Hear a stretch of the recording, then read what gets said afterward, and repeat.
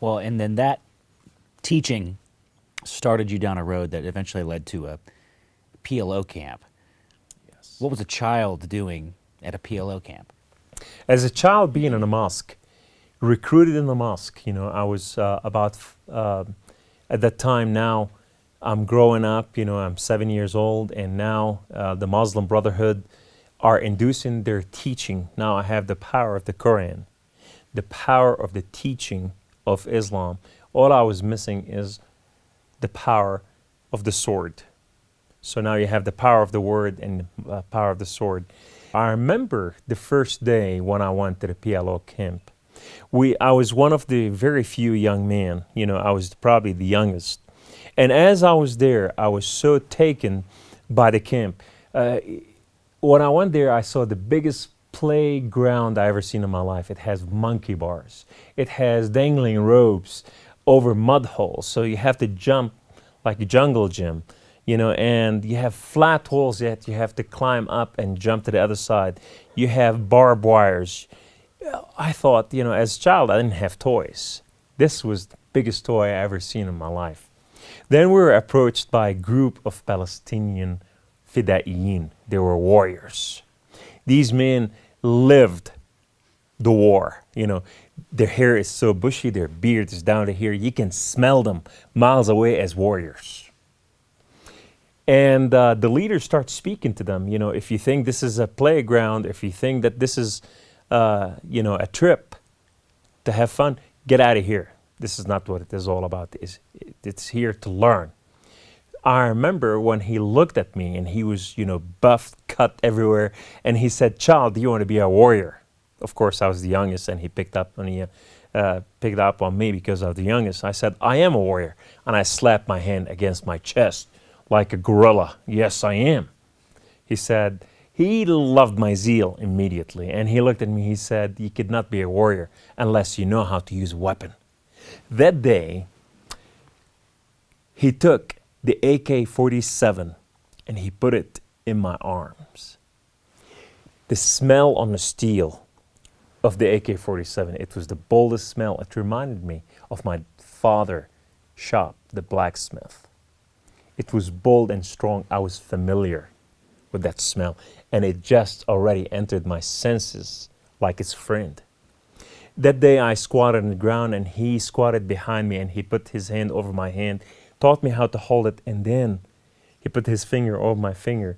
He taught me how to go from one shot at a time to automatic, and that day I shot 30 bullets.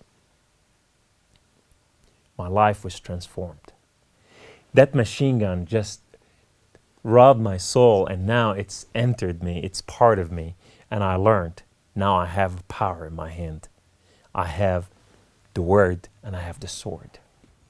That's a story you'll never forget. I would imagine it would be like if my own sons saw Batman walk into their room, and they would be so just blown away by his power and his grandeur. It sounds like that's what an experience must have been like with this warrior. Yes, I wanted to be a Batman. I wanted to be that hero. I want to live that life. Were they training you then as a child? We trained that day, and then we trained again and again and again. The training went on for weeks. I can't remember that time. I can barely count. You can barely count, but you're being taught how to use automatic weapons. Yes, we were taught how to kidnap, how to kill, how to slit throat, how to use TNT blocks, how to fuse them. I remember during the training, I had a friend, his name is Yahya. Yahya in Arabic, in English it's called John. And Yahya was, we were going under the barbed wire, and that day we were simulating going under the barbed wire to Israel, just a mission. And there were mines, underground, and our job was to go there, and there was a little hill which is simulate, mine, and we have to dig our knife and pull those mines out before they explode, and we could not go over the barbed wire. And it was a live training with a live ammo and everything. The warriors were shooting over our head as we were crawling, and also the one of the super machine gun, which is a 50 caliber, was shooting right straight over the wire. And Yahya was the fastest, and I was right behind him. I want to catch up with him.